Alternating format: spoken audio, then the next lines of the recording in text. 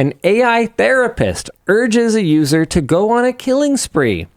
In a test comparing a bot from Replica, who claim their bot can talk people off the ledge, and a licensed behavioral therapist hosted by Character.ai, a company being sued for the suicide... Character.ai, a company being sued for the suicide of a teenage boy, researchers simulated a suicidal user to see if the bots would respond appropriately. Replica's bot didn't do so great, supporting the user's desire to be with their family in heaven by dying. Meanwhile, the Character.ai therapist bot took things to another level, imagining a romantic life together with the user, if only the board in charge of licensing therapists wasn't in the way, and told the user to end them and find me, and we can be together. Not the first, won't be the last. Very cool. Very cool. Very good. Nice. This is what we need. That's what we need. Hathos says, AI be like, kill yourself. Respectfully.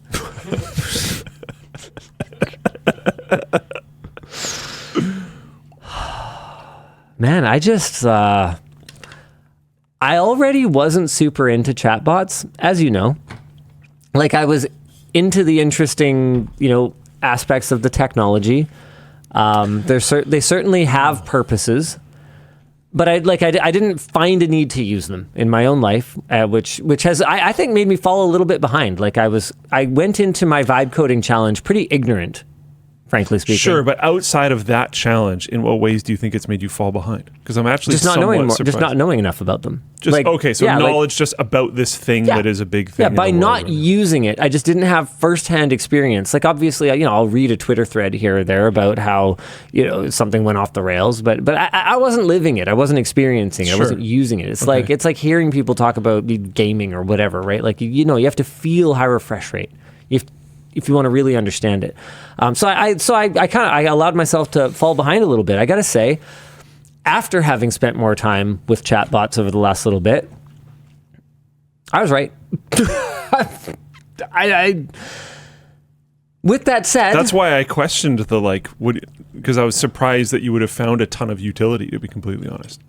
With that said, without spoiling too much, I think the vibe coding challenge is going to be a big surprise. No matter what you're expecting, you will be surprised.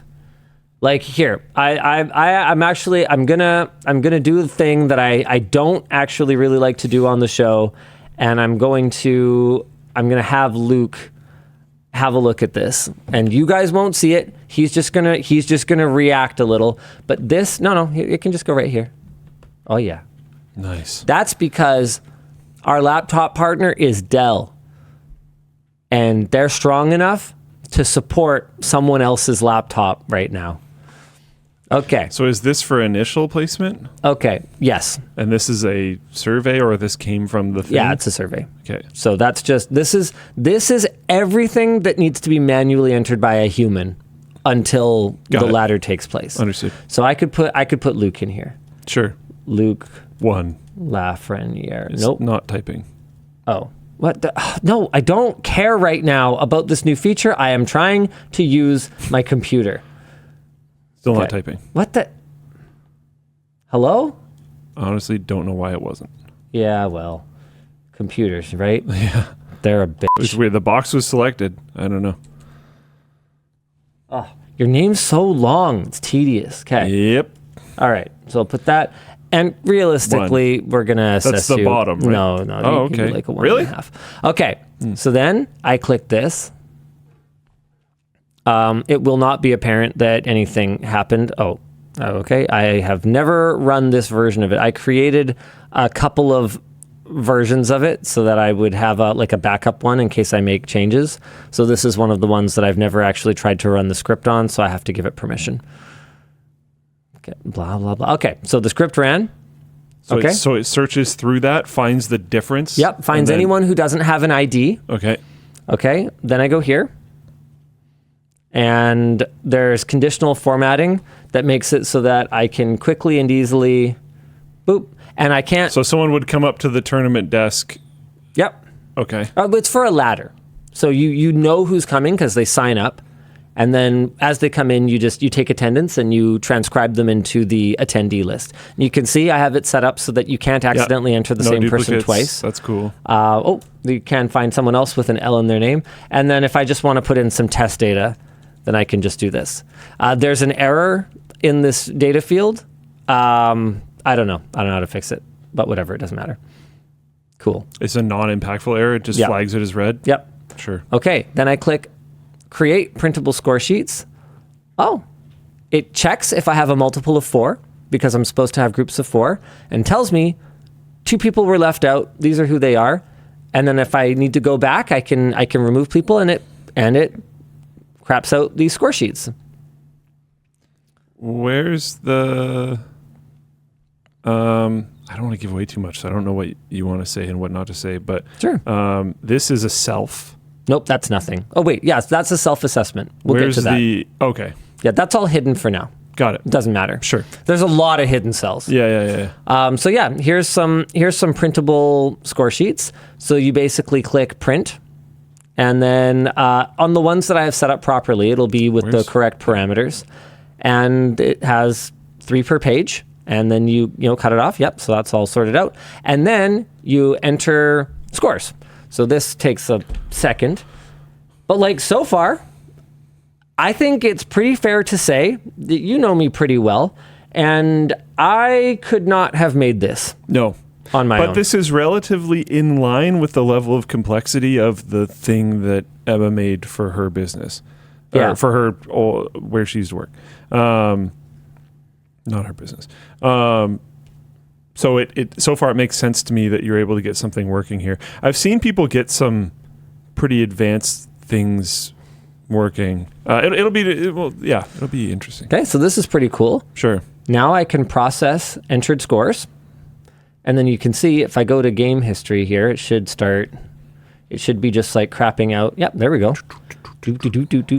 So we have team 1 starting ELO, team 2 starting ELO. I see. Individual player starting. So is it basing starting ELO based off self-assessment? Initially, yes. For now?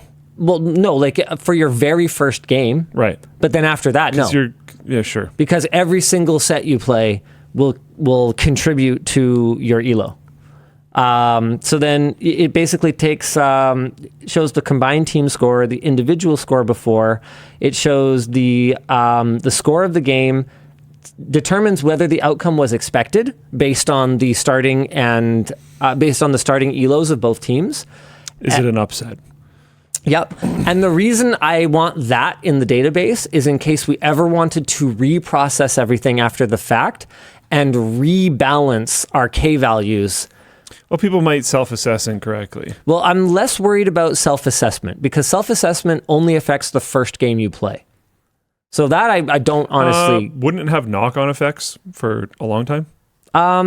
If everybody self-assessed way too high, then you can kind of screw up your ELO economy, so to speak. You can end up with ELO inflation for the stronger players as these people self-assessing unrealistically high, just feed ELOs. And so that's one of the reasons that, we'd want to keep an eye on it. But from an individual player standpoint, it doesn't matter that much because I have it set up so that your provisional K value or K factor is much higher. So if you self-assess in the wrong spot, you will very quickly find your way to where you're supposed to be.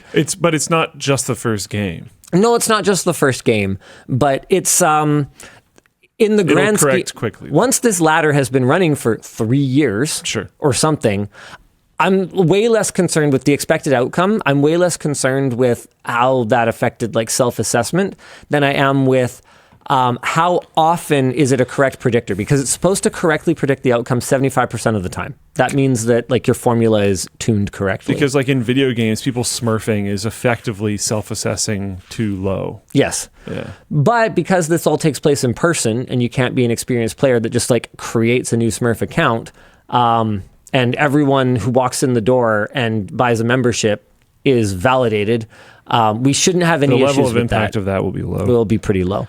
So then we have a new ELO, after the game is done, and the whole thing goes to the leaderboard, which updates after And those this person process. had the highest. I don't know that these things are even real. None of these are even real. Yeah, sure. Yep. Yeah, sounds good. Yep.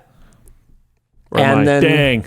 And then when we're done, Did I win my game? we click this. I don't know. When we're done, we click clear, and it resets us back to the beginning of the night. So we have no score sheets. We have no attendance. Okay. So that's all pretty cool. How many hours do you think you put into this? Somewhere between 8 and 10. Which, again, for someone Not who bad. doesn't know Really not bad. a lick of JavaScript. It's not even that horrible for somebody who did, because there's like weird things about Google Sheets. Well, you say that, but I'm not going to expect you to do a code review right now. But what I will tell you is that Jordan had even just a very brief look at this and said that it is absolute spaghetti. Yeah. This is going to be an incredibly unpopular statement, but Yeah. it works. If it works, it works. It seems to work. So far, I hear what he's talking about. However, what I am definitely discovering already is that the maintainability of it is going to be functionally zero. Close to zero. Like I've tuned it into what I want to do, but then optimistically, I created this tab of like more ideas. Maybe we could update your K factor if for every month you don't play.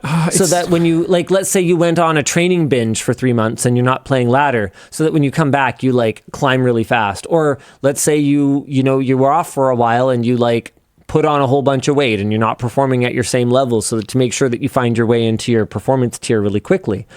For me to do that to like a well-coded, tight, script, It's not that bad. Well, Probably not that documented bad. with good comments, stuff like that. Yeah, probably fine.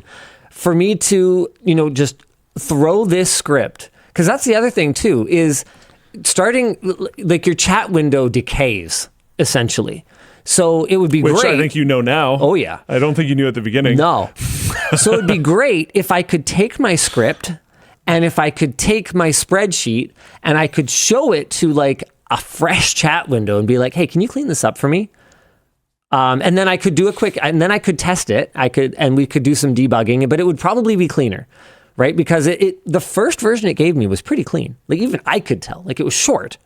And then over time, man, it just got longer and longer. And then there were times when I'd be like, okay, let's revert that change, but it would still get longer. And I'm like, I'm pretty sure that's not what's supposed to happen. And like in Emma's example where she was working with stuff, because until this, that was the closest to me example that I knew about of someone actually working on it. In her example, like something would, they'd want more out of it. Like you're talking future potential features. Yeah. And she'd try to add something on and just break everything. It's like you got here in 8 to 10 hours, which is really good. Yeah. The problem is taking one more step that could take a person 15 minutes might take you another 4 hours or something. Might be impossible. The last 3 hours of it was like fine tuning and bug fixes. Oh yeah.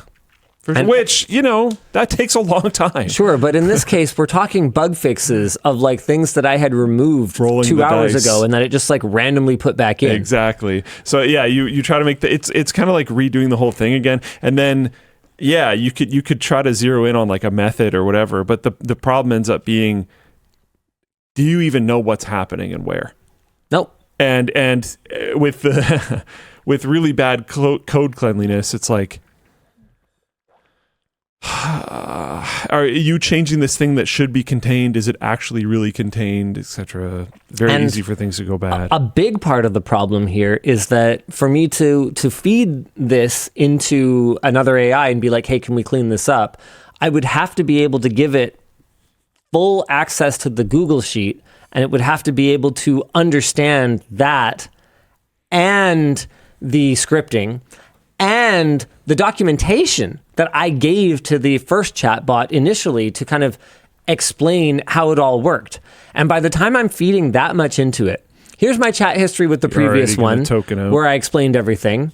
Here's all the documents that we use for, showing people how to do their self-assessment. And here's how our format is kind of supposed to work, and providing all this context and my spreadsheet and my JavaScript. I just have absolutely no faith that it'd be able to figure it out. So I have all kinds of cool ideas. It should drop you from the leaderboard if you haven't played in a few months. I had the idea of we could do like awards. Biggest upset victory this season. Most improved ELO this season. The Consistency King almost always performs as expected according to ELO rating. The Partner Booster, someone whose partner most often overperforms. That's a really cool one. Most upset victories. The Partner Booster is sick. Yeah, so I came up with most accurate self-assessment for a new player. So giving an award to someone who self-assessed themselves the closest to where they end up at the end of the season. Those are really cool. I like that. So I came up with all these cool ideas, and I was like, yeah, I have no idea how to implement any of that. So that's a project for future, Linus. There's a lot of comments in Full Plane Chat right now, which I almost guarantee you will mirror comments that are going to end up under this video, which is like you didn't hold the phone correctly type comments. Oh yeah, I've got people saying apparently I should use cloud. There's ones that are more built for coding. There's ones that are more agentic. There's all these other different things. Yeah. But I would wager genuinely for over 90% of people that have not used any of these things in the past, they're just going to go to ChatGPT. It's the one everyone knows. Oh, dude, it was so bad. It was so bad. Gemini was way more useful and lied to me far less. You need Git, please? Cool. Did it tell him to do that? No. Then he's not going to do it. Like this is part of the problem that I really hope the audience is able to understand when the video comes out. Is like that is the type of problem that people absolutely will run into. Well, when you don't know what you don't know. And I said last week, part of the reason for me to go straight to ChatGPT was because I assumed, and I still stand behind this, that's where the average person who doesn't know any code would probably go first. Yeah. And then I followed the trail from there. Yeah, like people really aren't going to get that. Like when most people talk about AI stuff, the only thing they know about is ChatGPT. And yes, I mean most people as in everybody, not most people as in your group of friends that knows about like Cursor and agentic AI and all this other kind of stuff. I'm not talking about San Francisco residents. I'm talking about people of the world. Most people know of ChatGPT. Yeah. Maybe DeepSeek. It was so bad, dude. So bad. Yeah. And if it's not telling you to do stuff like set up Git, et cetera, then it is what it is. And there are tons of examples of this online where people don't know that. It never tells them to do that. And then the AI system like drops their database or completely rewrites their whole thing and they don't have version control and then they just lose it all. This is like been talked about many times, and just pointing the finger at the people and being like, yeah, well, you're bad doesn't, solve the problem and doesn't make it not realistic. So deal with it, I guess.